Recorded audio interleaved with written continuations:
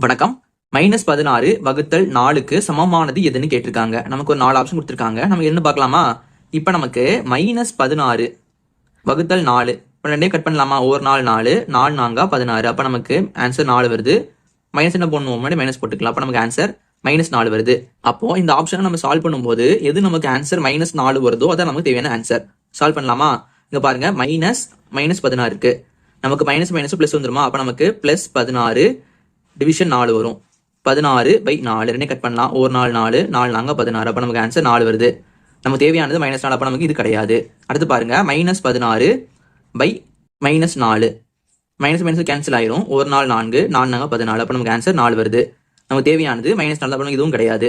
அடுத்து பாருங்க, -4/-16. Minus minus cut ஆயிரும். ஒரு 4 4 4 4 16. அப்ப நமக்கு ஆன்சர் 1/4 வருது.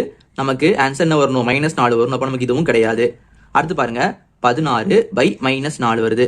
ஒரு 4 4 4 4 16. அப்ப நமக்கு 4 வருது. இங்க நமக்கு மைனஸ் இருக்கு, எடுத்து போட்டுக்கலாம். -4. அப்ப நமக்கு இங்க -4 வருது. அதே மாதிரி இங்கேயும் கரெக்டா இருக்கு. அப்ப நமக்கு இந்த டி தான் வந்து இதுக்கு இணையான ஆன்சர். இதே மாதிரி உங்களுக்கு ஒன்று கொடுத்துருக்கேன். இதுல இதோட மதிப்புக்கு சமமானது எது நீங்க கீழே கமெண்ட் பண்ணுங்க.